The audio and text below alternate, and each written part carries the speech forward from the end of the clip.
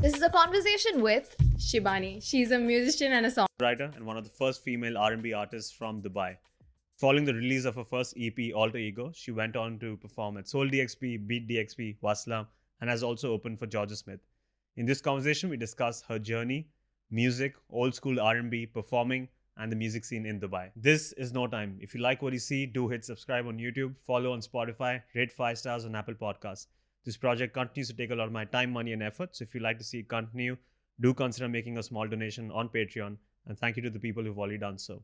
For other forms of love and support, follow on Twitter, Instagram, and TikTok.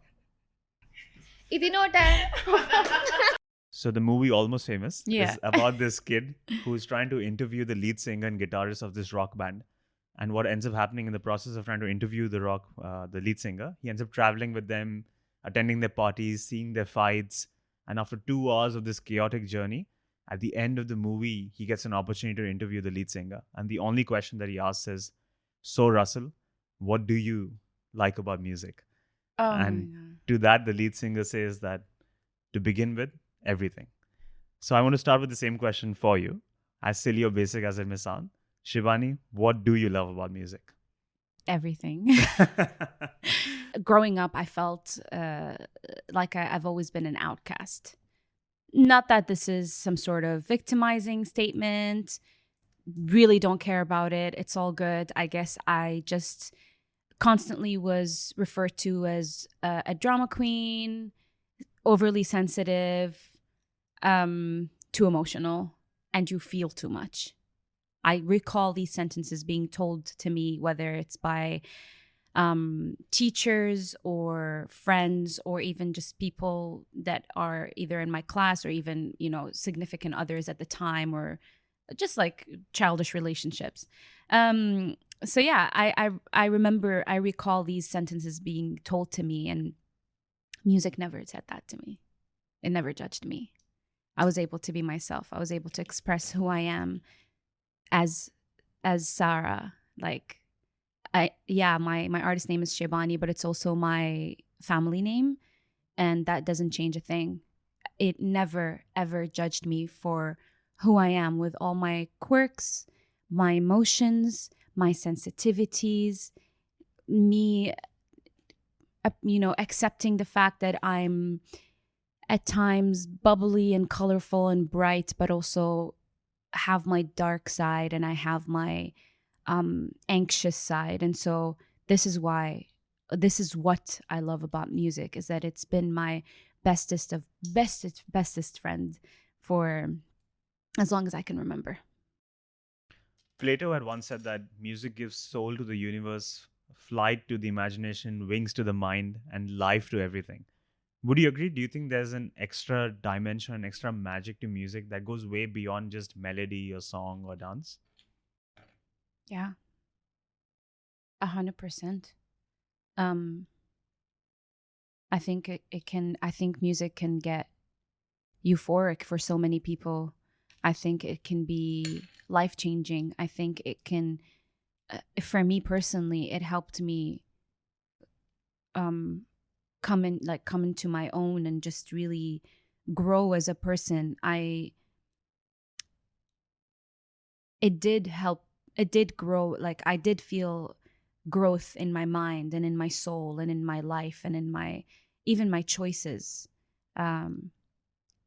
Even simple things like, for example, back in the day, if I had gone through, are we allowed to swear, or don't fucking swear on the show? If I had gone through shit, yeah. With in a certain situation or incident with a person or a friend, back in the day, I would feel like I'm helpless, and that I am the cause of everything negative. I don't know if that makes sense, but then being a musician and an artist has really helped me gain my confidence. I was never really confident, and I've had an issue with that for as long as I can remember. And so, if I start talking, I feel like I'm never going to stop. But to answer your question, I do feel like it goes way beyond just melodies and notes. That's, 100%. I'm very, very attached to the idea of being expressing myself through this path. I'm very attached to that idea. It's not just, oh, hey, I have a new single out. No, it's for me, it's more than that. It's oh my God, I birthed something, like I made a song. Like oh my God, I'm sending it to the world and people are gonna get into my mind and into my emotions. It's a very powerful feeling. Yeah. Interesting. Okay, I definitely want to dive further into that. And by the way, please feel free to speak as much as you like. Okay, cool. This is the space. We can do a 24-hour episode, right? You have the time. No, of course. No deadlines. No deadlines. Okay. Before we dive into all of that, just quick question. So your song "In the Fire" is about all the things you will leave behind if a fire broke out in your house. Let's assume there's a digital fire which would destroy all existence of music, and you can only save one album out of these two. So which one would you save? Would you save "Confessions" by Usher or "Justified" by Justin Timberlake? How do you know this shit? How do you know this shit? How do you even know who my I just favorite? guessed it. Oh my God. Okay. Yes. Wow. First of all, I'm glad that you know what "In the Fire" means and what it is about, because I get asked this question all the time. Like, oh, why? How did you write "In the Fire"? But yes, that's exactly how I wrote it. So it's "Confessions" by Usher or "Justified" by Justin Timberlake? Yeah? Oh my goodness. Very good question. Oh, I applaud you. Well done, sir. "Confessions" by Usher or "Justified" by Justin Timberlake? Wow. I can't pick. Let me think. Okay. This is the toughest question ever. Literally going to cry right now. Can't believe you know this. I think damn,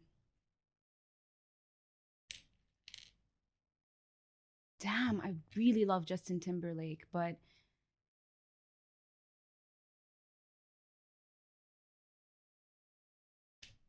it's gonna have to be "Confessions" by Usher. Oh, controversial opinions on this show.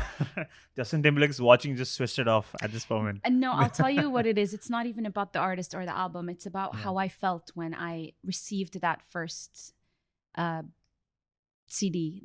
So at the time, I didn't have a lot of CDs. I think I had a CD player.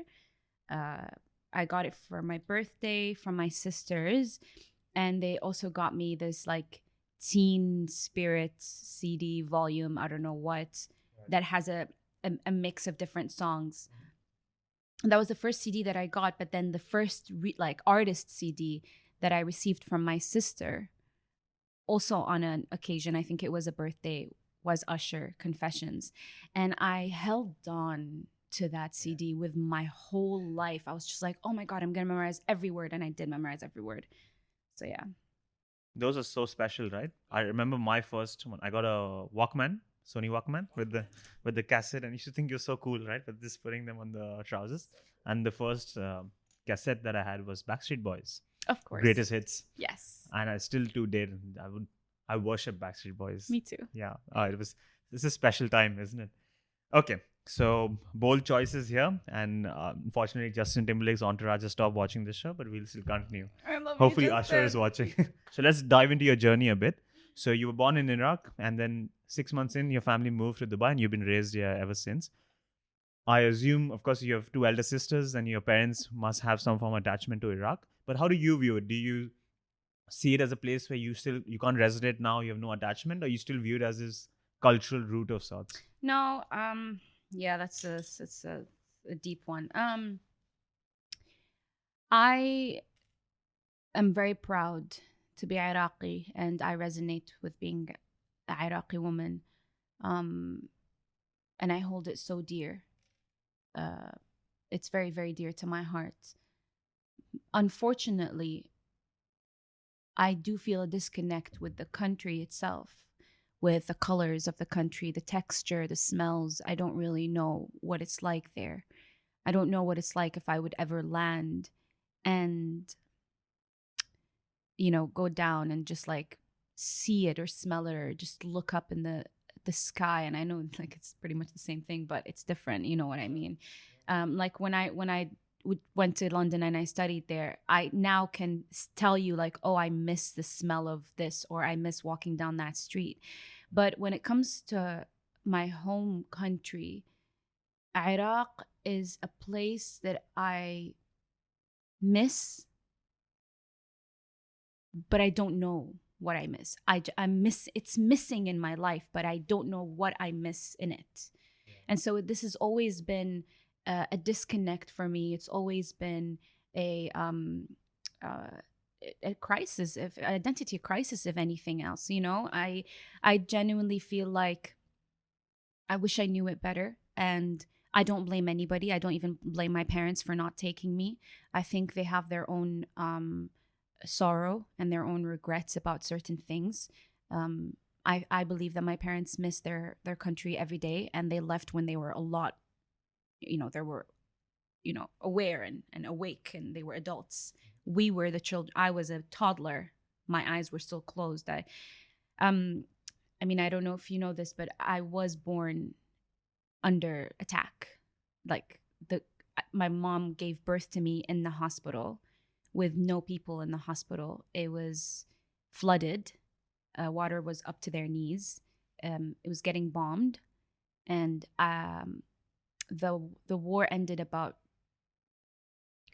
10 days or something, around 10 days after I was born. And so my mom had a bit of a medical issue, and so when she gave birth to me, she couldn't stay with me for almost an entire week, and she gave me to one of the family members and a relative. And at the time, the lady took care of me. May her soul rest in peace. Her name is Hanan, and that's a story that I don't get to say often, because every time I talk about it, I get very emotional, because I feel like I was robbed of a country that is supposed to be my home, and it's hard, man. Like I can't ever imagine how it would feel like for my parents to have my mom giving birth to me, and then literally like our house was immediately bombed, and my sisters were so young and they were so scared, and my dad was so scared. He went and he got a van, and he put us in the van, and he drove off. And can you imagine how people must feel? I mean, it's only the beginning of the podcast. I'm already crying, but it's so hard to talk about. So yeah, of course I think about my country every day. I try to sing about it too, but it's too hard to sing about. And I've never told that to anybody. It's too hard to sing about, but I want to. And I want to visit one day, but hopefully get some tissue. Yeah.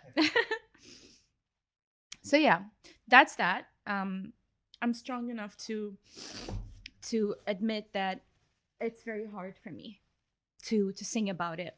It's very hard for me to address it, because that's where I'm from and that's who I am. But honestly speaking, like, circumstances were not easy, and my parents did their best to protect us. Imagine being a 20-day-old baby in my mom's arm, and she's running through the war and through bombs, and the sky was filled with colors, but not of fireworks. CNN, at the time, my mom told me that CNN called it Iraq's skies are lit up. It's lit up as though it's a Christmas tree, but it's missiles and bombings and bombs, and so. I hope that I answered your question there. Yes, yeah. I mean, it is, and it always will be very tough. Of course, it'll be a tough situation, a tough feeling to express. I can resonate slightly when you talk about a country that you never experienced, because I'm from India. Most people who have grown up in Dubai, they come from a certain place where they haven't really visited the country. Yeah. A lot of friends that I have from Lebanon, similar situation as well. So it's a very, but but I still like to hear that story because I feel this part of our personality doesn't really get a chance to express No, itself. it doesn't. Yeah. The fact that we still feel like connection, I feel a strong connection to India, but I've never stayed there, you know? So that part of me, I still feel like it needs to be explored a bit more. And of course, it'll always be a part of us, a part of our parents, Of our course. family. But you know what upsets me? What upsets me is that when people confidently and with the audacity that they have go around assuming that I'm either, or we, anybody, is either too embarrassed to talk about their country or too embarrassed to speak in Iraqi or Arabic or the Arabic dialect or whatever it is. But I just want to give, or I want to say, give people the benefit of the doubt. Maybe they're hurting. Maybe it's too difficult for them to address where they're from because they're confused. Maybe they don't know enough. Maybe they don't know any better. Maybe they are not ready. Maybe if they talk about it, they immediately Yes, cry. of course. So maybe I'm not in the mood to cry every single time somebody asks me, why don't you speak Iraqi often in front of people who follow you on social media? Why don't you speak Arabic? Why don't you sing in Arabic? Can you imagine the confusion that I have in my mind ever since I was born, going from one school to the other, one country to the next, not knowing where you're really from, not even having the opportunity to meet your grandparents, not having a big family because all your families in Iraq living not a very, lavish lifestyle. There's a huge disconnect, and I'm trying to fill that gap. I'm not lazy. I'm not ignoring the fact. I'm just trying. And if something comes through, then great. If not, you got to be kind. Don't assume things. So that's what upsets me, is that when people assume shit. Yes, of course. Okay, you've done a bachelor's in digital production and storytelling. Yes. Your father's an author. Your mom is also an author, radio and TV presenter. One sister is this singer, actor, director, and worked in advertising before. Yes. Another sister is a fashion designer. So your entire family is in this creative field.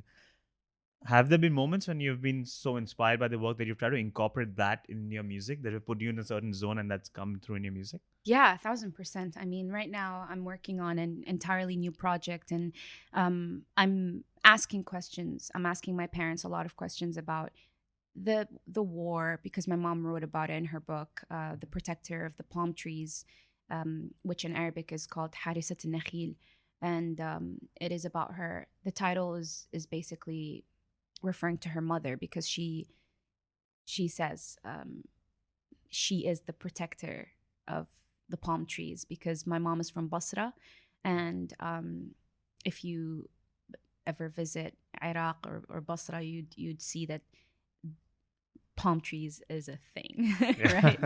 Yeah. And so that's where she lived.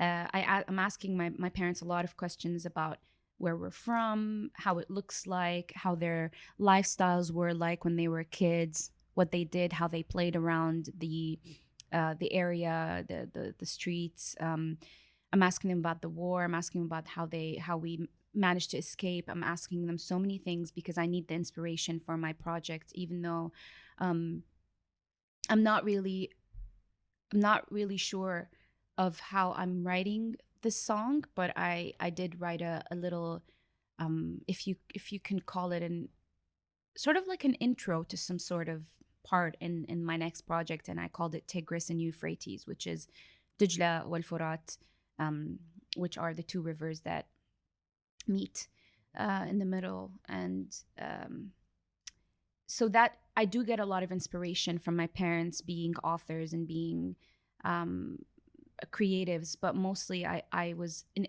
very, very inspired by my sister singing.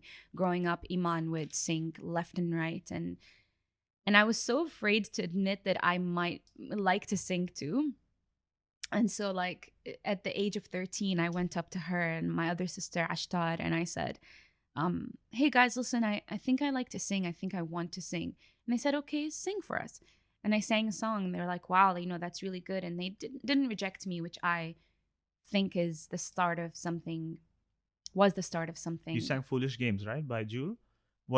You've described that you were shaking at that point, right, when you sang it for the first time? You did your research. Freaking I out. just guessed it. You just guessed it. Well, okay, I don't know what you are, not who you are, what you are, what kind of species are you? But I yeah. was there in that room. I was listening. You were there. Yes, I did sing "Foolish Games." Do you remember that by moment? Jules. Like, yeah, how nervous you were at that I was point? so nervous. I was so nervous. I was so nasally.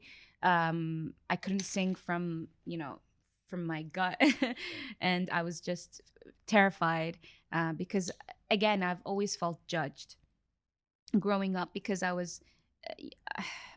Even as a kid, like we're talking about being 9, 8, whatever. Even as a kid, I opened up my eyes being the girl with the curly hair, the chubby girl. And at the time, that wasn't a thing. Like it was the 90s. You can only imagine what the beauty standards were like. So I know that it's so irrelevant to music, but when you lack confidence in the way that you look, it kind of bleeds and trickles down to everything else. So I didn't have the confidence to get up and sing in front of everybody. I had some of the worst stage frights. I would get like rashes all over my neck, and it would be red. Sometimes I still do on stages, but obviously I'm an adult now, and I have experience, and I'm a professional, so I can control that feeling and just put it out to give it to people on stage, the crowd or the audience, as opposed to holding it all in. So yeah, I was very nervous. I was in the kitchen, and I was leaning towards the counter that we had. We had like a table, and I just sang it with like crossed arms and like just like standing so foolishly, no pun intended. Yeah. And then that's the journey which started from there. That kitchen counter. Counter. Memorize that spot. Just take a picture of it, frame it. Right? Yeah. So when you were young, you also had this. You were really into cartoons, I believe, and you wanted to make cartoons when you were growing animation, up. Yeah, I wanted to be an animator. I think you had this ad idea where it's a jungle and there's a lion roaring. And oh my God, yeah. Instead of a lion coming out of the bush, it'll be a car or something. And that you love cartoons so much that you wanted to get into it. Do you think you can still live that dream? Do you think there's a way you can create a fusion of R&B and cartoons? Is this a place no one has tapped into? Well, yeah, but also one of my biggest dreams and hopefully goals is to write the soundtrack of an animated like Lion King. Hopefully. Hopefully. I really want to write a song for a cartoon, whether it's a TV show or a Disney or a Pixar. I mean, that would be great. And even sing it, write it and sing it. Yeah, looking forward to it. Me too. One day, hopefully. Me too. Yes. Yes. So what was it when you were growing up? What was it about old school R&B that really got to you? What made it stand out? So, one thing that I have to say is that it wasn't always R&B. Before that, growing up, like you, I listened to a lot of the boy bands, girl bands. I listened to a lot of like pop music. So I was a huge fan of Aqua. I was a huge fan of not Nick Carter, but the other one. Damn. Nick Carter's brother. Aaron Carter. Thank you. Aaron Carter. I was a big fan. I was a kid, so I was a big fan of S Club 7, S Club 8, the little ones that they put together. Big fan of just really a lot of pop music. I'm very cheesy. I'm not really cool when it comes to that, and I love it because this is my childhood and this is what I grew up listening to. And then it moved into a bit of my emo phase, which is a lot of punk, a lot of alternative rock, Christian rock. I mean, I didn't know it at the time, obviously, but now I know what it was. So a lot of Lifehouse, Three Doors Down, I was obsessed with One Tree Hill, the TV show. So I would watch the TV show, and after every episode, I would go to LimeWire. No, it was illegal, but I would probably shouldn't say. But not anymore. This is 10, 15 years. We all did it. Yeah, we all did it. MP3 Skull. Oh yeah. Of course. Oh yeah. And after LimeWire, there was another one. There was the blue one, the icy one. Oh yeah, I remember using that. Something wire. It was actually I didn't use it. Yeah, there was that icy. Yeah. It was another one. So I would just download a lot of the music that I heard, the soundtracks that I heard on One Tree Hill. So I got to know Angels and Airwaves, Dashboard Confessional. So many. I can obviously, like, The Fray was one of them. Snow Patrol. So the Script. Oh my God, I met the Script. I was obsessed. Train was one of my favorite bands, and so I was fundamentally a band kind of person. You met the Script? Yeah, I did. Oh, nice. What was that like? Insane. I was basically a groupie, literally. Yes. So I saw the Script 3 times in my lifetime.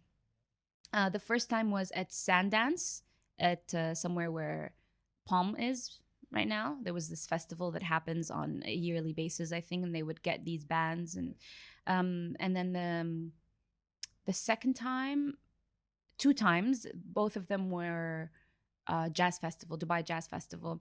One of the Dubai Jazz Festivals, that's it. I was like, enough is enough. I need to meet the Script, because if I don't, then I'm not going to be able to move on with my life. Like, I had an obsession, not about the artists only, but about the way that their music made me feel. Like, honestly, the minute the Man Who Can't Be Moved dropped, I was just like, oh my God, that's a really good song. So I had this thing where I was able, for jazz festivals, it wasn't just the Script, it was actually a couple of years in a row, where I found out when you go into a concert, you can easily tell what kind of hotel is sponsoring. Because if a hotel is sponsoring an entire festival, they're going to want their logos all over the place. And that means if they're sponsoring the festival, then most artists are staying there. Yeah. So I was like, okay, cool. This is the hotel. It was Intercontinental DFC. And I just, it was the last song was a Hall of Fame. They were performing Hall of Fame. Before they were finishing Hall of Fame, it was me, one of my best friends, Hind, and my sister. We started running out of the concert because we didn't want to get stuck in the traffic. So we actually missed almost like more than half of the last song they were performing. Ran to the car, got in the car, drove to Intercontinental, and just stood there in the lobby with my guitar. Right. Yeah. And Iman was like, okay, are you ready? They're going to be here. You have to sing to them. I have that video. How old were you? I was 20, 19, 21. Oh. Yeah. Like, I wasn't a baby. No, wasn't. Yeah. Right. I think I was 19, yeah, or 20. Mm-hmm. So we, the first person we saw was Glenn, who is the drummer, I believe. And I saw him and I was like, oh my God, hey, can you please sign my guitar? And he signed it. And then I saw Danny, who's the lead vocals, and I ran to him. But unfortunately, there were people who thought the same way we did, and they were surrounding him. Right. And so I had to wait a little bit. And then I got to him and I was like, hey, can I sing you a song? And I literally then and there, because I didn't have a guitar strap. Yeah. So I just like went on my knees and I started singing a mashup of Jason Mraz, I'm Yours, and a little bit of Bruno Mars at the time. Amazing. Oh my God, who am I? I started singing the mashup, and he was singing along, and he clapped, and he's like, "You guys are great," and he, like, it was so cute. And then I took pictures with him, and that was it. At the time, I didn't see Mark, who is the guitarist of the band, or bassist. I'm so sorry, my memory really fails me. But I didn't see Mark, and I was a bit disappointed because I knew for a fact that I just had a connection with his personality, and he was just very approachable. I can tell through interviews. And so my sister was exhausted, and she's like, you know what, let's go sit in the bar at Intercontinental and just chill there. Dude, I kid you not. We're sitting at the bar, me, Hind, and Iman. Okay, I wish they were there to vouch for this. I believe you. And Iman, I mean, I was underage, so I wouldn't really drink, but she's my older sister and she's really cool. So she ordered me like a glass of wine. And we were just sitting and talking about how crazy this moment was. And we took pictures with the script and we sang to Danny, and it was insane. While we were sitting, or no, actually, before we went into the bar, we walked into the bar and we saw Mark standing there having a drink with some friends. And I'm like, oh my God, it's Mark, Iman, it's Mark. So he took my guitar. I approached him and I was like, hey, I was so shy. He took my guitar, he signed it, and then he actually like looked at the guitar and he started saying, oh, this is a cool one, can I strum a few tunes? And I'm like, sure, and then we took a group picture with him. And then my sister, being like the mature old one, and she kind of she can vibe things out. She just nudged me. She's like, let's leave them alone because they're probably really tired from the concert. I'm like, okay. That's when we sat on the table in the bar away from them, and we got our drinks and whatever. Next thing I know, Mark approaches us, comes to the table, and he goes like, hey, can I join you guys? He sits next to me and he starts asking me questions about why I hold the guitar and am I a singer? And he takes the guitar and we start singing The Man Who Can't Be Moved together. Yes. I have that in video as well. And then 15 minutes later, obviously Mark is Danny's friend and band member and basically like everything. So Danny walks into the bar. He sees Mark sitting with us. He comes in, he grabs a chair, and he sits on my left hand side. And this is where like I'm literally sweating my ass off. Just like that. And we're sitting there for an hour or two just talking to the script. He literally, like, I had glasses on at the time, medical glasses. I put them on the table. He takes them and he puts them on, and he's like, he starts reading the cigarette pack, and he's just like, oh my God, you're blind. And I'm like, I am. For you, I am blind, And we're just talking to him, and I'm frozen, and I'm singing with Mark, and I'm talking to Danny, and Hind is talking to Danny, and Iman is talking to everybody, and we're just sitting with the script. And how crazy is that? Just hanging out with the script, casual. So to answer your question, yes, of course, I grew up listening to R&B, but we have to address these moments first. Of course, I also, the same way I stalked Lifehouse here, and I met them, and David Gray, and Train. Well, the lead vocalist of Train, and yeah. Just casually hanging out with the script. Just casually hanging out with the script. Not everyone has this kind of a story, right? No.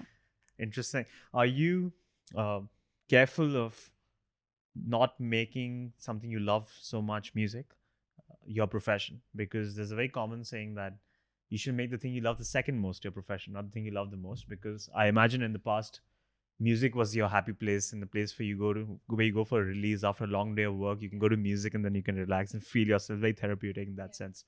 But if you make it your work, then there might be days where not music in particular, but maybe the admin issues or the logistics or the traveling, those aspects can get really annoying.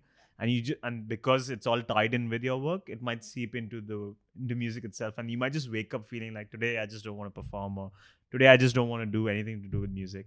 Or the other issue is that after a hard day of work, you come home and then you need to relax, but you're like, I've just been working on music the whole day. Yeah. What do I do now? Is this something you think about? Is this something to be careful of? Yeah, actually, 100%. I do think about it. I am careful of it. But unfortunately, it's the reality of my life. Music is my career. I want it to be my career. I want to be a musician. I want to be an artist. I want to tour and perform. And of course, it'll always be something that I go back to whenever I need a moment out of but that's the thing. I don't need a moment from work because music is my work. Last time I was employed at a job that is outside of music was 7-8 years ago. A photographer. Yeah. So I never get sick of doing music or admin work. But if I do get tired or feel like I need a minute out of this world, I would spend it with family and friends. Just do regular things like go to the beach or have a barbecue and maybe a couple of drinks and I'm good to go. You know what I mean? And so it did become my profession. It is my profession. It is my career. And yes, it does get exhausting. But I do believe so strongly that when I put together a group of people and a team that are invested in the vision and that really believe in me and that want to grow with me, because together we can create magic, then some of these worries and tasks are going to be lifted off of my shoulder. It's not a matter of, am I ever going to get sick of it and leave music? No, I'm always going to write. That aspect of music is always going to be there. I'm always going to write. I'm always going to want to write music, write songs, release music, release albums.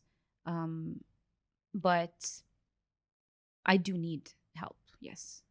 I do need a lot of help. I feel like after 5 years of just constantly doing this whole DIY approach, I'm exhausted. I'm tired. I would, unfortunately, I don't have a 9 to 5, and I don't have a sort of like a salary at the end of the month, and so I don't know how to. If someone's invested and wants to manage me or help me or whatever, I can't pay them now. But if we together make something out of me, yeah, in life, in this world, in this universe, or whatever it is, this, we can go international and we can do something big, then yes, we're all winning. But it's a long-term vision. It's not immediate. It's not an immediate temporary high. If someone wants to join me on this path, then it's going to be tedious and difficult, and it might feel like we're not getting anywhere. But we have to work hard, and I have to work hard. So yeah, I think hopefully, did I answer your question? You did. Yeah. It's good that the love for music for you is still so strong, because it does reflect in your work as well. You can tell the artists that are doing it for the passion for it, and then some that do it for fame. And yours clearly is dripping with a lot of love and passion. So I definitely want to dive into your music a lot more and performing as well. One question I had for you is, one of your favorite artists is her, H-E-R. And for a long time, she is amazing. And for a long time, she kept her identity hidden. Even The Weeknd kept his identity hidden. Were you tempted at all? Because a lot of your music does deal with the personal issues and you bare your soul. Is that a thought that crossed your mind? No. Going into music. Okay. When I released Alter Ego and I released my first single, Ocean on Fire, this was simultaneously the same moment I decided to apply to music school in London and just go and literally figure myself out, right? There was a lot of musicians in the UAE, in Dubai, but it wasn't spoken of as much as it is spoken of right now. We're talking about 2015, 2016. There were a lot of artists, and we know exactly, we're talking about the OGs of the OGs, right? So I'm not taking that away from anybody. But I didn't learn anything. I just I dove in. I just jumped in water, and I was like, okay, cool. So I guess now I'm releasing a single, awkwardly. I now have an EP, So I didn't know what image I wanted. I didn't know what I wanted to do. I just released, and so I didn't think about it too much.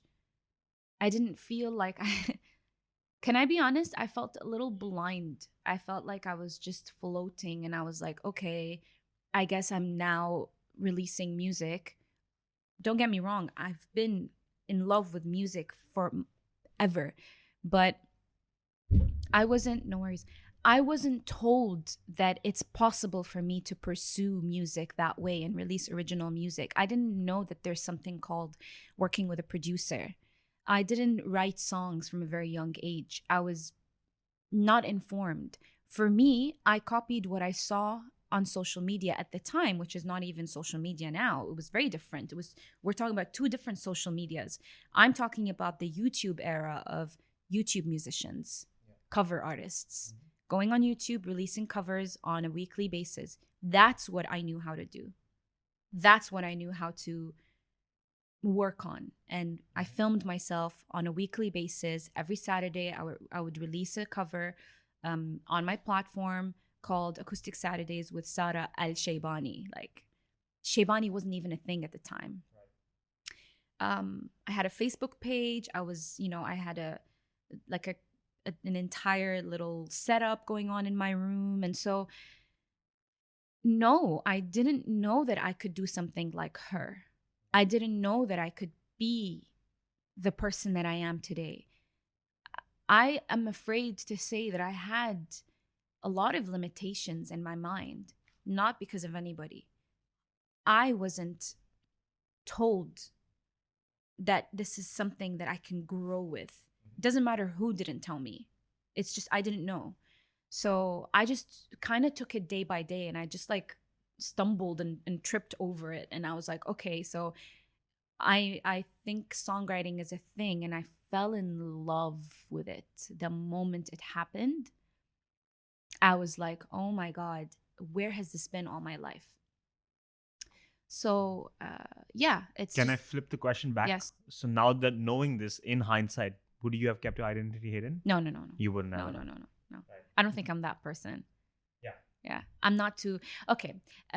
You know how I said that I'm referred to as too sensitive or too emotional or whatever, which is, by the way, is right. Like I love it. I'm not a baby anymore. I don't get it, sensitive about somebody calling me overly sensitive. Or I don't get sad. I am. It's what makes me who I am.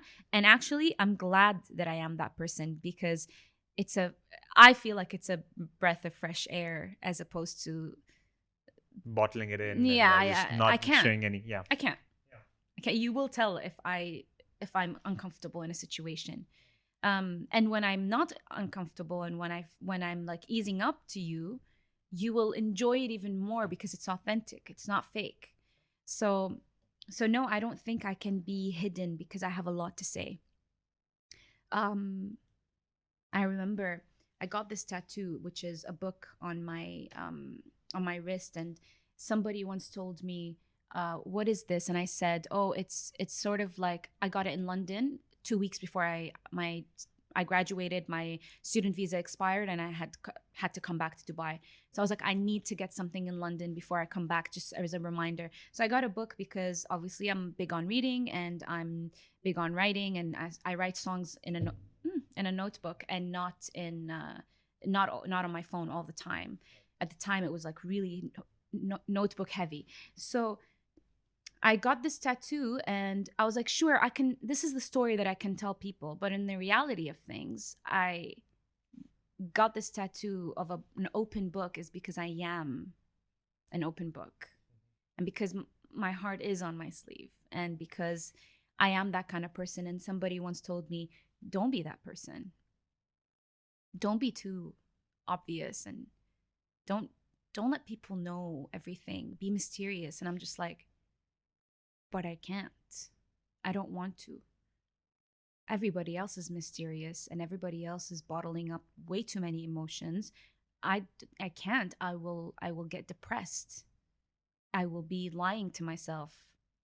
I will actually get depressed if I keep things in, if I am not authentic, if I keep lying about who I am. So no, I don't think I would have been able to take that route, Yeah, I'm not sure why, being sensitive has now become this negative thing. I actually quite like people who are able to bear their emotions. Now. Now. But in 2016, it wasn't. Yeah. I mean, I really hope that it doesn't take that negative connotation, because I like people who clearly expressive, let us know what they're feeling. Yeah. No, as someone who doesn't really express that much often, I would love to be on that road. Yeah, there'll be no confusion at all. Okay, you also mentioned songwriting. Definitely wanted to cover that with you. The song "Right by You" came by when you were driving, I believe, and you Yes. sent a voice note to your producer. Yes, to Beiluni, yes. Yes, and when I think you were washing dishes in London when "In the Fire," the thought for "In the Fire" Yes, but came I out. didn't send "In the Fire" to Beiluni immediately. Yeah, but that's when you first thought of it, Yes. right? So what I want to check with you is, how do you view songwriting? Is it more of a conscious effort where you have to put, let's say, 2 hours, 3 hours every day, and then you might get something at the end of it? Or is it something more subconscious? And this is something Casey mentioned as well, that shout out Casey Hamada in Hey, the what's house. up, Yeah. Casey? He mentioned as well, and whether it seems like creativity or songwriting is this subconscious force that just strikes you at some moments when you're, let's say, in a very peaceful state of mind when you're driving or washing dishes, and you have to have the skills, of course, but you need to be in the right frame of mind at the right time to get that idea and then make something out of it.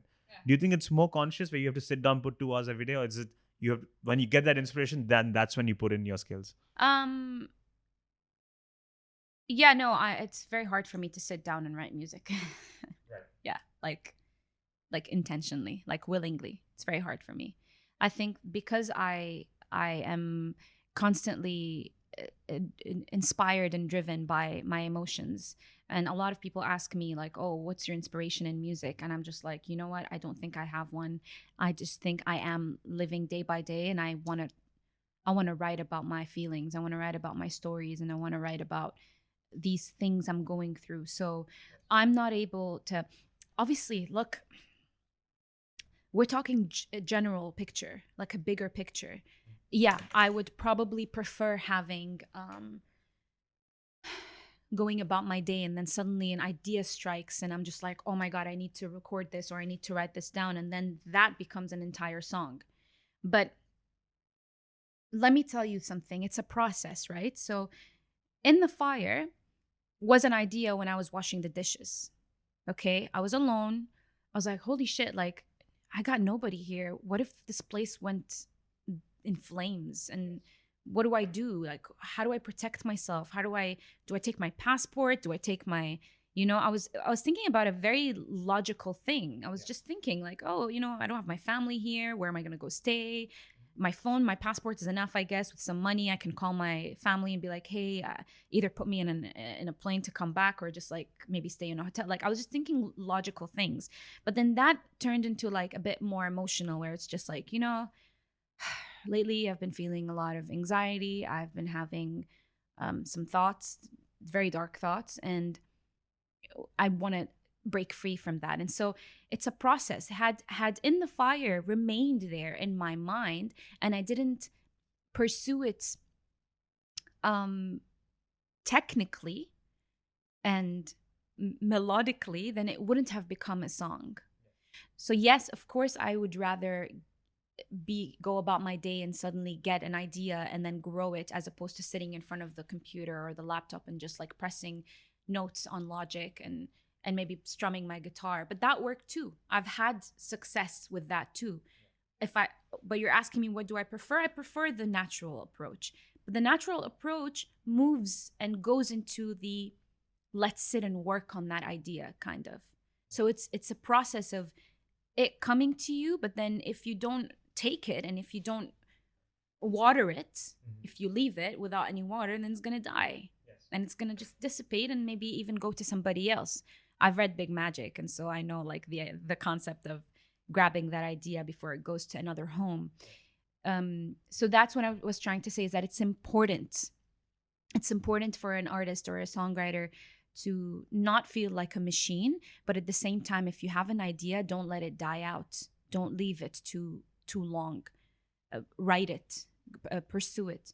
And I would sit down. In the Fire was an idea, and then I sat down. I put chords together. I wrote it. I wrote the melodies. I wrote the lyrics, and it became a song. But then obviously, like those chords were not the ones I used. I just went to. That's another story. I mean, I was with Baylouni. We were writing a couple of songs, and he had a beat already done. And then he played it, and I sang the same. It was coincidentally the same key, the same melody of what I wrote for In the Fire. And I was just like, I think I'm going to take that beat. And he's like, you should. He was like, this is a good one. Don't let it go. I'm like, cool. So that's how it happened. I find it very fascinating how artists create art and how creativity comes about. And why I ask this is because many actors, musicians, painters have spoken about getting into this zone where the art just controls them. Even writers, when you're writing, you just get in this zone and it just flows through you. And how they describe it is that you become a vessel or a medium for this energy that's going through you. And then it feels like creativity is a lot more subconscious, in the sense that Salvador Dali, for example, he painted a lot of his dreams. The Beatles wrote a lot of the hits while they were tripping on acid, not really in a conscious state of mind. There's a whole genre of psychedelic rock and psychedelic music. It just feels like, as much as you try to sit down and try to, let's say, write today or perform today, some of your best work is a lot more subconscious, and you just have to have the right skills to catch it in the moment when it comes through. That's very true. But I'm not very good with writing about my dreams, unfortunately. I feel like my dreams just remain my dreams, but the emotion that I take. So as you can see, I use the word emotions a lot. This is definitely a driving force for me. The emotions that I get from my dream from my dreams is something that inspires me to continue writing or to write about a song. I've written a song recently because I had a dream and I felt really sad when I woke up. So I decided to just put it into words and melodies, and kind of worked. Yeah. Yeah, I'm always fascinated by these things. Another question that's tied in the same zone is, there's a very common saying that great work or great art comes from great suffering, and so I think a way of framing would be to be able to sing about love or to be express love. You have to have experienced not being loved, or in order to speak about or sing about feeling confident about who you are, you need to have experienced something like PCOS, like you have, and then you can actually put that depth into it. Or how the poetic way of saying it was, from what I read, was to be truly able to experience light, you need to experience darkness. Absolutely. This is something you agree with. Yeah. Yes, that is something I agree with, and I feel like you find yourself in the best of. Sounds so morbid or a bit sadistic, but you find your strength in the darkest of moments. If everything is easy, then you're not really challenging yourself. You're just jello at that point. You're just like jello. You know what I mean? But like if you're trying to break through stone or wood or whatever it is, substance, any substance or textures that are difficult in your life, then that's how you learn about your strength. How are you going to know how many push-ups you can do if you can't try them? If you can't pull yourself up, then you basically don't have any upper body strength. Like, I don't have any upper body strength, and now I'm working out and I'm trying to build muscle, because not for any reason, to be honest. I just want to feel powerful. I want to feel like I can do push-ups. I can carry myself up, and maybe that's a mental thing. Maybe I want to feel like I can carry myself because I feel like lately I've been falling from the weight or something. I don't know. I don't want to get too philosophical about it, but I do think that I write a lot of songs out of the pain that I have been going through or have gone through, out of the obstacles. But I also recently have been writing a lot about unconditional love, about happiness, sort of. Not the kind of happiness that's like happy-go-lucky, but more of the kind of the sunshine that is in your life because it's real, because you finally experienced something real. So yes, some of the best work comes from pain, but then there's also really good work that comes from you experiencing something real, something that not many people have experienced yet. And so you sort of become this kind of like a person who's telling people, like, by the way, it exists. Does that make sense? Yes. Because I know not every love song, not heartbreak song, mind you, love song is relatable. A lot of people are going through pain. But then I just told myself, if I'm not going through pain or heartbreak, then I'm not going to write music anymore. So I allowed myself to get inspired by the things that I am feeling. And I am writing songs about certain situations that are going on in my life right now, and they're positive. Some of them are positive. And I think that's pretty cool, because I thought if I was not heartbroken, then I'm never gonna write music again. That's not the only inspiration. Yeah. Interesting you brought up that you need to keep pushing yourself. Have you watched this movie Black Swan or Whiplash? Have you watched this movie? Whiplash. I did watch Whiplash. I'm obviously very familiar with Black Swan. Yes. But when it came out, I remember I was pretty young. So my mom didn't let me watch it. I don't know why. It is. But even now, I got real scared by Black Swan. Yeah. So I think I need to watch it now. Definitely. Yeah. It's very similar to Whiplash in that sense. So since you watched Whiplash, I love that movie. We can base it on that. You know the story, but for people who don't know, it's about this jazz drummer who is a very polite, nice person, very good drummer, but not legendary by any sorts. And he gets this coach who is mentally and physically abusive towards him, to the point that the protagonist changes his entire personality by the end of the movie, becomes such a mean person, very mean-spirited, very arrogant, very obsessed with this craft. Yes. And he detaches himself from his family, his girlfriend, with everyone. But in doing so, by this constant pressure that he faces and becoming this obsessive person, he also becomes a legendary drummer by the end of the movie, or is what they imply, but he really achieves greatness. And what the coach in the movie, J.K. Simmons, he says a very famous line, which is, there are no two words in the English language that are more harmful than good job. And it just got me thinking, of course, this is a very toxic way of looking at things. And I personally don't think you need to always create that kind of an atmosphere. But I thought there was some merit to the fact that you need to surround yourself with people who are always pushing you outside your comfort zone. Absolutely. Okay. I'm not very comfortable in... I'm very, very, very critical about myself. Everything. My hair, my face, my body, my music, my approach to how I, like, literally I would post something on Instagram and I'd be like, it's not good enough, or wow, I'm such a lame person, like, why did I just post that? Like, I'm very critical. So I try to lessen that because it's become extremely either obsessive or just in general toxic. So I do believe that a lot of people are surrounded by yes men, and that is detrimental to their potential. I do feel like within a year or two of just pursuing any craft, we're not even talking about music here, there's still so much for you to do. And I'm not even talking about years. It doesn't matter how long you've been doing this. If you've been doing one thing for 10 years, but then somebody just started and is doing the same thing but doing it differently and getting better results, then maybe you, the person who has been doing something for 10 years, can learn something about somebody who just started, but is doing it sort of more efficiently, yeah. Or more with more productivity, right? And there's a different result.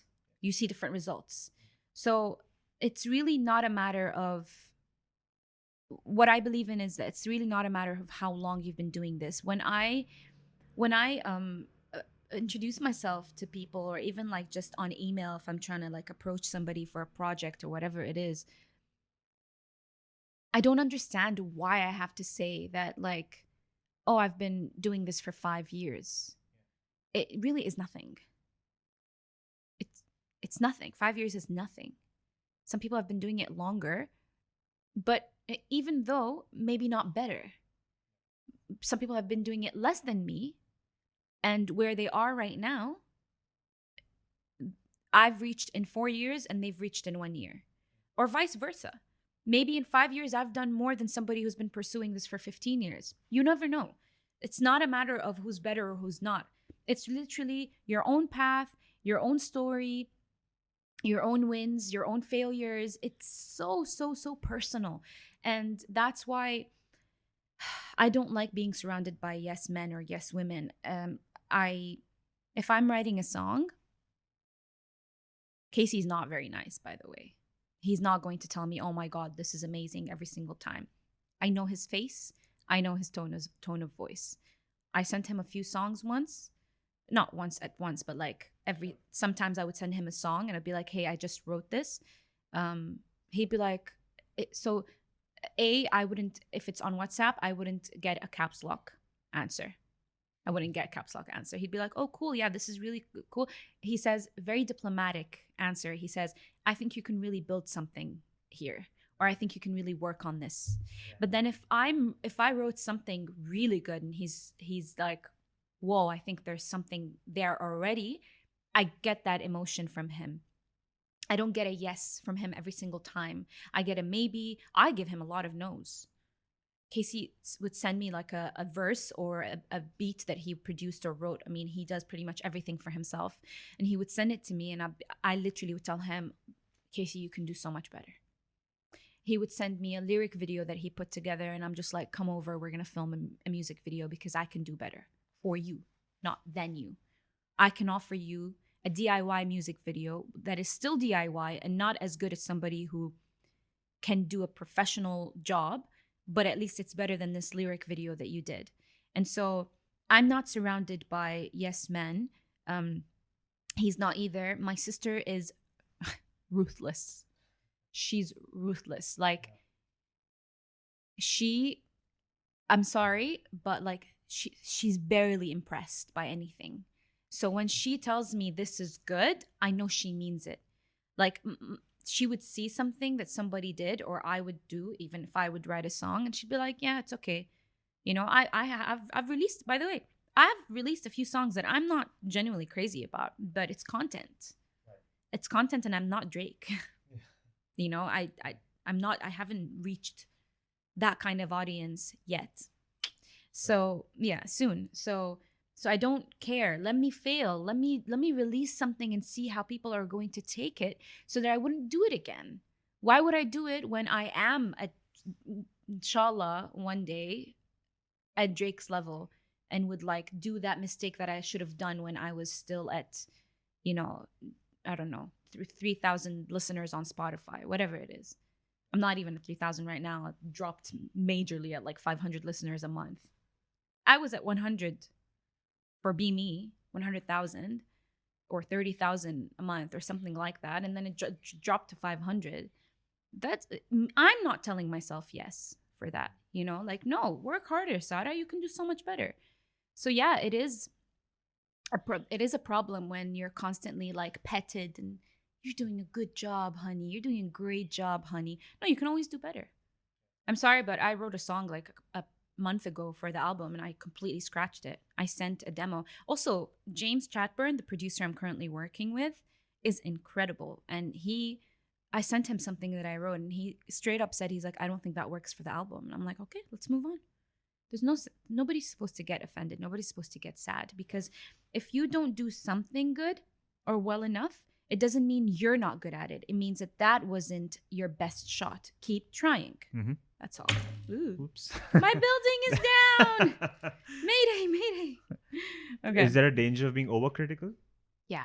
Like I said, it's very toxic and it kind of stops you from working. So, especially if you are suffering from anxiety, and I am a person who suffers from work anxiety and social anxiety.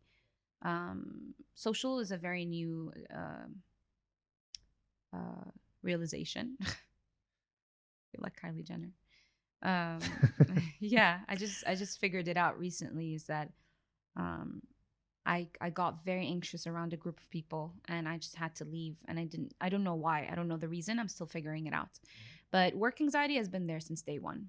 I always feel like I'm not doing enough. I always feel like I'm falling behind. I always feel like I'm not good enough. I always feel like I'm not this, not that, not this. So it got very toxic. And that's why I decided to take a year off from releasing music, because Higher was my last song last year in July 2020. And I realized I want to stop doing what people are telling me to do. I get a lot of messages from artists and people telling me, hey, you should be a rapper, or you should do the occasional or the typical R&B approach. And I'm like, I love listening to that music, but I don't want to make that music. I'm so different in my head. I hear things, I hear, like I genuinely see and hear things that are so different There is a touch of R&B. Don't get me wrong. My new stuff is not like, you know, violins and opera, but you get it. Like I can't keep doing what people want me to do, and I'm not talking about the audience, because I do want to please the audience, and I do want to take their opinion and what they like more from me. But so as of now, the most songs that got or 2 to 3 songs that they got a lot of attention and love, and not very much from DSPs, but from people messaging me privately about them, is Break Me, which is a song I wrote on the guitar. Pink Lemonade, which is a stripped down tune. It's not really much there. And songs like Okay. And they're very different from something like Be Me or I Wanna Know or something. I don't know. I just feel like these are the songs that got a lot of an emotional connection, or connection full stop, from people. I don't know where I'm going with this. I know where you're going with this. Good. Pick it up, please. Do you often feel like the songs that you love the most are maybe not the most well-received ones, and the most well-received ones are not your favorites? Yeah. Yeah, but see, I don't know what my favorite song is anymore. Currently, it's the music that I'm writing. Like, I'm so proud of these songs that I have right now, a handful of songs in my laptop that I'm almost finished with, and I'm so proud of them because I do feel progress, and not just musically and you know, the different genre or whatever it is that I'm approaching, but also vocally. Like, I really pushed myself vocally, like I'm really hitting those notes. And I saw a video yesterday of Ariana Grande stacking vocals. She posted behind the scenes of doing positions, and she was literally stacking vocals and harmonies and oohs and la la las and whatever, and she was doing exactly the same thing I was doing last week with this song that I'm writing called Take Me As I Am. And it has this choir. Well, it's not really a choir, it's more of a five part harmony section. So 5 different harmonies, and it's just like an oohs and ahs, and when I was recording, nobody's there to film me, but I'm experiencing something that is very new, and I'm not in a studio with a producer. James is currently in Berlin. He lives there. So my studio is my home, and so I'm literally in my PJs. I wake up, get my coffee, have some breakfast, do my vocal warm-ups, and I'm straight into my laptop and my mic, and I'm doing whatever I want to do. I'm not shy. There's nobody watching me. I'm not worried about going like, hey, maybe I can hit that note, because I'm a very shy person. So if I don't hit that note in front of somebody, and if my voice breaks and it sounds horrific, then I feel I can't, like, I stop there. I don't try again. But when I'm alone, there's nobody there to make me feel like they're judging me. And nobody really makes me feel like they're judging me. I'm just like that. Yes. I need to get over myself. You know what I mean? But it helps. It really helps. And when I saw her video, and I was just like, wow, she's doing that in front of the sound engineer and the producer and whatever. I'm like, amazing. So I'm not doing anything weird. I'm not doing anything wrong. She's at the level where she just literally sings the harmony, and then she goes like, okay, awesome, can I do a third one, please? And then he plays it, record, and then she does a third harmony, and she's like, okay, I think I have 2 more harmonies, can you just punch me in over here or over there? And then she sings it, and I imagined myself, I'm like, if I can do that in my room, I can do that in a big ass studio somewhere in LA or Canada or whatever, you know what I mean? So wow, this went from like self-criticism to something else, but that's what podcasts are for, right? Yeah. So you can explore all of these. I talk a lot. I love it, and I feel like hardly gone through a lot of questions, and we're already more than an hour in, so it's time to start wrapping it up, unfortunately. But There's a lot of stories to cover. Maybe part 2 one day. Yeah, I'm having so much fun, by the way, and it's very rare that I have fun doing these kind of stuff. It's not compliment time yet. Shit. Okay, so before we move on to our final questions, I would love for you to interpret what you have built with the Lego. So let's take a look. I stacked up my harmonies. I don't know. I just stacked things up. Like, yeah. So when I finished this, I was like, oh, look, it looks like a building. Yeah. I didn't know I was doing it, but it does look like a building. But what does it represent? Skyscape. What does the artist mean by putting the reds? I mean, again, I don't want to be too philosophical about it, but when I was doing it, I was looking for different colors, first of all. I didn't want to do one block of color, and I wanted to just like have different color on each side. I was thinking that when we were talking. But then when I finished it, I was like, okay, so I guess this is like, I don't know, standing tall. Yeah. Just like building Yes. upwards. Of course. Well, that clearly pales this piece of shit in comparison. It's not a piece of shit. Can What I is tell it? you? Yeah, sure. This honestly looks like a really fancy either condo, you know? Ooh, like like, these look- modern ones, right? Yeah, With the modern buildings, ones. Yeah. Yeah, you can imagine like you have a table over here with some chairs, and then you're yeah. having dinner, and then over here is like the room, or it can be a water park. The Laguna water park. That's what I was going for. Ah, you got it. Look at that. Yes. That was my test. This is part of the interview. Yeah, that's clearly what I was building. Look at that neatness, symmetry, color, all in one. Yes, and this is the then hotel. This is chaos. This is the hotel. This is where people are All staying. right. Yeah. Yeah. This is the water park, and this is the car park. We now have a resort, ladies and I'm gentlemen. just gonna hide this in the corner. Oh, this is No, plans no. for an extension of the Oh, water. this is the construction that's going on, the crane and stuff. There we go. Look at that masterpiece in progress. Okay, let's move on to our final questions. What are some books, movies, or people that have strongly influenced in your life? Books. Big Magic is one book. I absolutely love that book. 40 Rules of Love.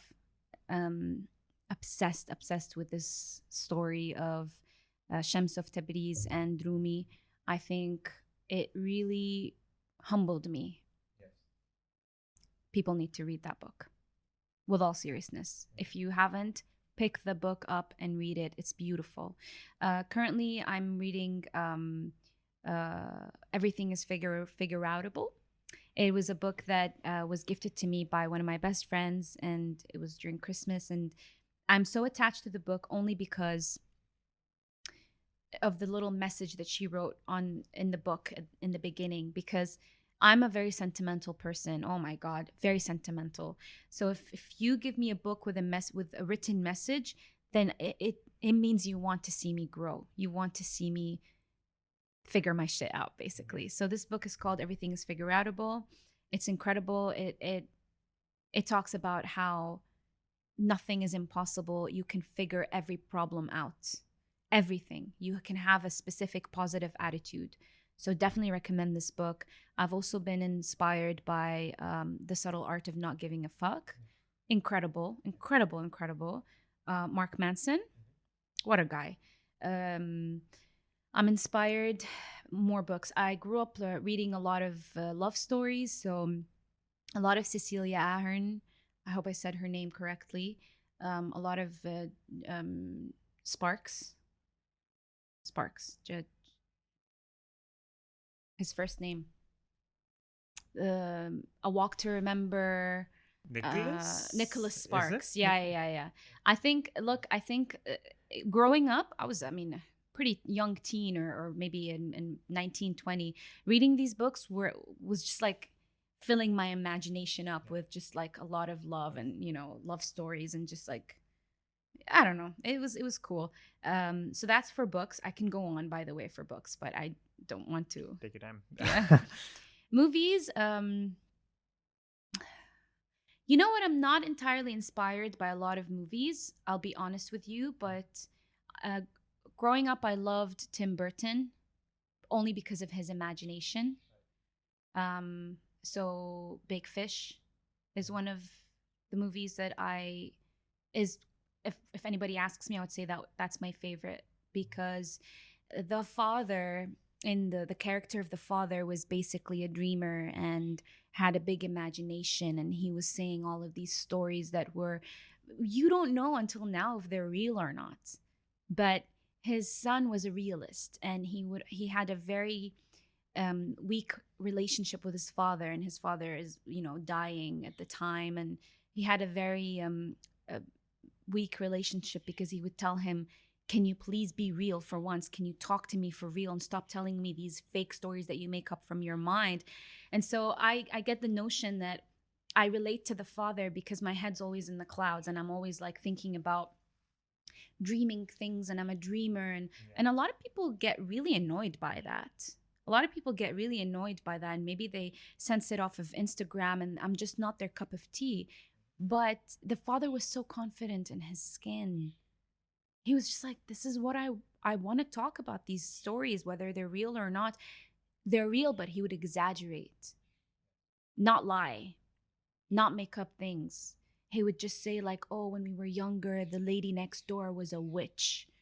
They were kids. They probably thought she was a witch, you know?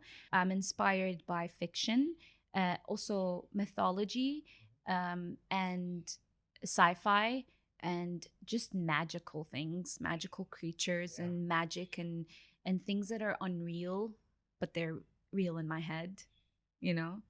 That's why I'm a big fan of Harry Potter. I love that stuff. Yeah. I read each book more than 40 times. Yes, same. More Not than 40 times, no, but I read the books. Did I you read ever the find books. I'm a real fan. Yes.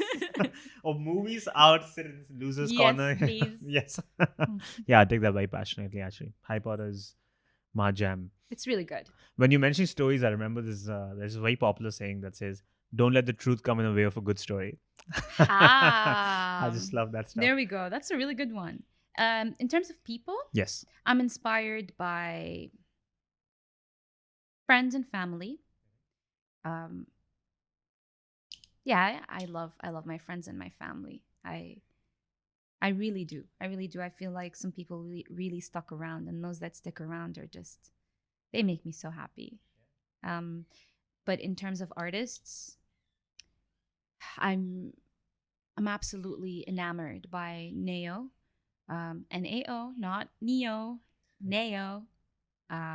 She's beautiful, mystical, kind, real. I relate to her as a human being. Incredible songwriter. Oh my God. My dream. And I really hope that she sees this, but I really want to write a song with her one day. Gonna happen. I really do. She's watching. She's watching. Yeah.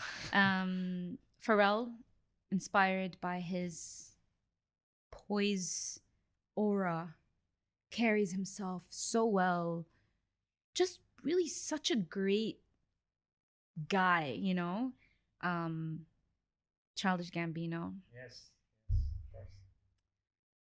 Damn that man. Just a weird guy. And I find I'm attracted to people with quirks. I'm attracted to people who know that they're quirky and they don't fake it or overdo it. They're just like, Make it a part of it. hey, I'm here. Like I'm like, this is really who I am. And they get asked questions like, they just don't give a fuck, man. And I love that. I love that. I need that in my life because I used to give a fuck and I'm slowly not giving a fuck. Sorry for the many F words, but yeah. Yeah. The sense of police is going to be behind you after this. The last thing I have a quite a large list, but currently Tyler, the creator, he cracks me up. Every single time I see his interviews and I know that he's probably not trying to be funny. This is just really who he is. He was interviewed, I think, and I don't remember what it was, but I remember watching him speak and I was just like, you so approachable. Even if I'm never going to see him, I just feel like it's so real, it's so tangible, and I like that in artists. I like that in people. I feel like if you're too polished, I don't know how to talk to you because I feel like you're not going to let me in, Yeah. or you're just going to Not human. not human, Yeah. and I don't know how to show you my emotions because Yeah. if How to connect with you, right? yeah. So you're not human. How do you connect? Yeah, so I'm really inspired by people who um yeah, just really just are unapologetically themselves, you know. Neo, the reason why I love her is because of her show. She went on stage and she was so sick, right? And she's like, I was so worried. She literally, between songs, she literally started talking to us, and it was in a church. The concert. I don't. It's a story for another time. I watched her in Brighton and London, and she between songs she would be like, I was so sick. I woke up with a cold, and I was so scared that this wouldn't be a good show, but you guys are absolutely amazing and you're so sweet. Thank you so much. I love you all. And she's just like talking to us like we're her family. And that's where I pick up this notion of just really trying to be like someone people can talk to. I'm not forcing it. I want it. I really do. In a parallel universe, you are a photographer. Does that life scare you? Um, it scare me. Yeah, it does scare me. Yeah. Truth be told, it does. I was very scared when I was pursuing photography. I didn't know what I was doing, and I don't think I wanted to do it. Right. I don't think. I just filmed a little DIY music video for Casey the other day, and I'm happy to be doing it for fun. But yeah, it would scare me. Right. I don't So think just the unexplored potential. You never knew you could have become who you are today, right? it's just yeah. You just carried on that road. I guess I just want to be in front of the camera, not behind it. What would you like your legacy to be like? Oof. Dude, I don't know. I just really want people to be kinder to one another. It's so hard. Do you know? I don't even know what you're going through. You must be going through so much in your life. Who am I to be a bitch about something, you know? People don't know what everyone's going through, even people that I am no longer in touch with. Literally, like I can't imagine how they must be feeling because some sort of thing happened that I'm unaware of. Always know that even if somebody's mean to you, they must be going through something in their heads. They must be like, it's so common for somebody to be anxious, depressed, some sort of emotional blockage that they have, and that's painful. And I just want people to be kinder to one another. I'm not saying I want to live in a world where butterflies and rainbows are like floating above us, and I get the notion that people think that way about me. I'm really not trying to do the impossible, but I don't like aggression. I'm a product of a war zone.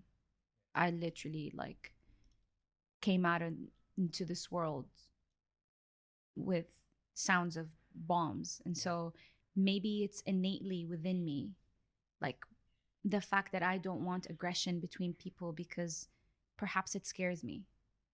And I Casey loves this, but I always tell him, I don't get why rappers are so mean to one another. and so he's obviously he knows what I mean by that. I don't mean it's not an important opinion. I'm just being funny, but he always tells me like, oh, it's part of the culture. It's not really like an aggression thing. It's more of like just us expressing ourselves the way that we know how to. And I understand that, obviously. But yeah, like I can never be a rapper. I can never diss anybody because I'm just like, what if I diss someone and then that person is currently going through like a major problem in their life, and then like here you have this problem and then somebody's dissing you and you're just like, I really didn't need that right now. Like, I just want a hug, Everybody wants a hug. Don't fucking tell me you don't want a hug. Everybody wants a hug. So yeah, I guess my legacy is just look, I have a list of things. I want to inspire the youth. I want to let those 17-year-old, 18-year-olds, Sarahs of the world to know that you can pursue music if you want to. You don't have to go be a doctor. Not that that's wrong. I meant if you're forced. If your true love is music or art or photography or even a podcast that hopefully, like goes to places, you can do that. You can be who you are. I just want to leave behind the validity of being yourself. Do not change who you are for any motherfucking person or any job or any circumstance or nothing. Don't change yourself. People don't want to see that. They don't.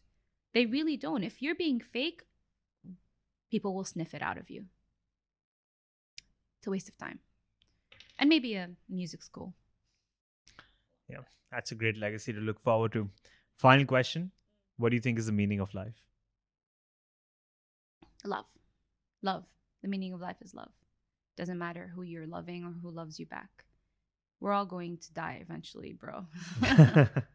We're all going. And so if I go, I want to make sure that I have,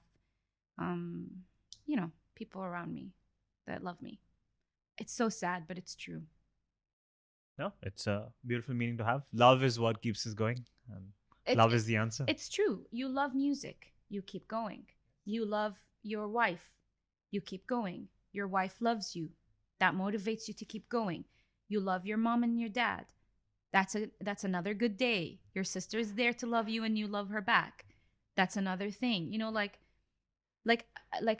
I right now can't think of a day, a perfect Friday off from work without my sister and maybe a friend or Casey or whatever at the beach, just literally sharing laughs and talking about absolutely garbage. You know what I mean? That for me is the meaning of life. I don't want to think about money. I don't want to think about success because that I can do every day, that I can work on.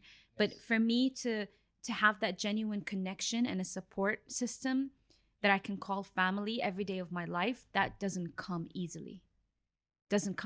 Everything else is